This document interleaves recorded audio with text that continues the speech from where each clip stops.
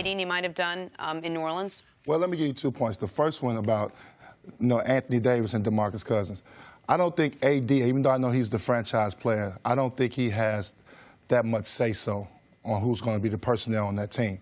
They may ask him, but I don't think so. And then you also got to realize, I played with Paul Pierce. We played together 7 years.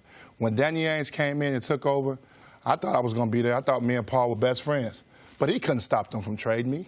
It wasn't his call. It was Danny Ainge's call. It was the ownership's call. So they know that. When they decided not to sign Demarcus Cousins back, it wasn't on Anthony Davis. He probably would have liked to have him back. They probably were good friends off the court.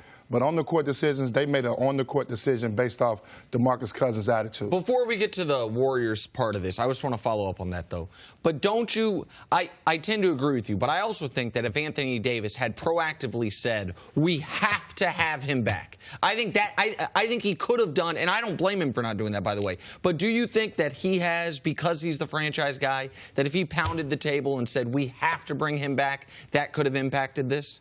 I don't think so, because I think Anthony Davis would have won them on the team. You know, 2 guys that went to the University of Kentucky. They spent a lot of time together in the summertime. They worked out together a ton last year to get ready for the upcoming season.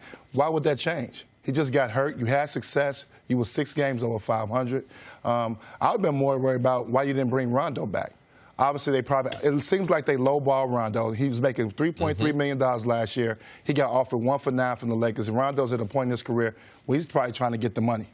You know, if I'm going to go get some money, I need to go get me $9 million for 1 year. Yes. So it's a different stage. But I just think Anthony Davis does have some say-so what goes on in New Orleans. But I think in that decision with Achilles and what you're getting with DeMarcus Cousins off the court and in the locker room attitude, I don't think Anthony Davis could have stopped New Orleans from making that decision. Nick, you know I feel this way. I don't feel like the players should have that great impact on who's going to be there. We're in a day and age now where I think the fans and everyone, because everything's reported, like we want the stars to be, oh, man, to pick the players. No, he's already got a tough enough job trying to be the star of the Pelicans, let alone trying to get into all this other stuff, business-wise, who stays, who goes. Also, if you make a comment on who stays and who goes, when it goes bad, you know who's there to blame?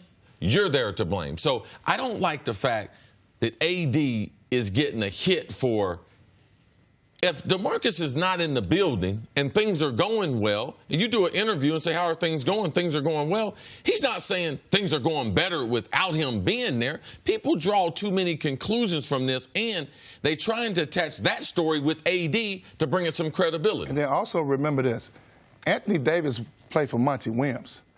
Turned his career around, got him playing good basketball. I made the playoffs with him. Anthony Davis was upset when they fired Monty Williams. Yes. And so you don't think he wanted Monty Williams to stay? I'm pretty sure he wanted DeMarcus Cousins to stay. And that didn't matter. Yes. So, they making decisions on their own. One quick follow-up on this, because I know you want to get to the Warriors part of this, or we want to get to the Warriors part of this. I also think that it's important to note that this was not a protracted process that led to Golden State getting Boogie. I do believe, and it has been reported by the people on the ground, New Orleans thought they were going to be able to bring Boogie back. They just thought it was a process. Boogie turned down their initial offer. New Orleans, I think then, they turned down their offer during the season, I should say. New Orleans then saw from the marketplace, man, we might have gotten lucky he turned that down. We might be able to get him for less. And then it was within a few hours, he is the one calling Golden State. So the idea that New Orleans was just flatly, nope, you're out of here, you're gone, we don't want you, I don't think that's the case. Now, they obviously... And how do we know Anthony Davis did not say, I want Boogie here? Boogie reacted and called Golden State. He had already signed and committed to them. And how do we know that? And it was within 48 hours, too. So it was within 36 hours, according to the reports. I mean, it was almost instantaneous. The other thing AD insinuated was that talked about his locker room presence and what Boogie did as a, I don't even want to call it a distraction or disruption, just anything that was just sort of keeping them from remaining intact. Do you think he could have that same situation in Golden State where they already have such great chemistry and they're all veterans and they know what they're doing? Do you worry at all that Boogie could have that influence? I don't think so. There? I think when Boogie Cousins called, I think Bob Myers called the ownership, called Steve Kerr, and called the 4 All-Stars and said, listen, we got a chance to get Boogie Cousins. This might be serious. Now, how much money is it going to cost? Because that was the next question. Well, that's to the ownership. But I'm sure. No, one of the players was like, wait, how? Okay, and then they find out, he's $5 million. He's going to play for the mid-level. So they like, bring him. We'll try our luck. He's an insurance policy. If you look at Golden State last year, they were hurt last year a lot. They had to go deep into their bench and play the young guys very early. That actually worked out well for them when they got in the playoffs, but they played a lot of their young guys. They signed Quinn Cook right in the middle of the season, the backup point guard. So you got an insurance policy. You got a guy that's hungry. You're hoping that he's going to buy in. I don't know if he's going to be able to buy in. You got to have the right mentality, because now Boogie Cousins is not going to get the shots he thinks he's going to get. He's going to get probably 6 to 7 shots a game. Obviously, he's very skilled, so he'll be able to fit in offensively. I said this yesterday, defensively, he's going to struggle in the pick and roll. But that's only going to be with certain teams in the Western Conference. You know, Houston, Portland, OKC, those teams are going to they'll put him in a ton of pick and rolls. So those games, he probably won't get a lot of minutes. But for the most part, he'll be able to play throughout the season and give them some offensive production. It'll be interesting to see. Obviously, you don't want to insult the man and not start him.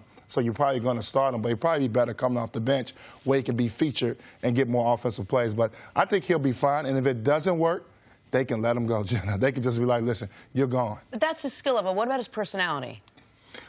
Does that rub anyone the wrong way? If the personality doesn't work, that's his point, is they can move on. They can just get rid of They can just move on. I mean, he's a high-tech guy. He gets after the referees a lot. He plays the game with a lot of emotion. He goes after the referees. Draymond Green does it. But their whole team go after the referees, so he fits right in that way. Right. And we should clarify one thing real quick. Anthony Davis, there's no quotes from him on any. It was just part of the report. There's a report that this is true. So, like, when Jenna said Anthony insinuated, like, according to the report. It's the same in the report that said that he may not have. Because we know Anthony Davis, big fan of the show. Don't want him watching saying, hey, ain't nobody got no quotes from me on I'm mad Rondo not there. Okay. I thought, he's like, I'll give you more issues, AD, not just that one.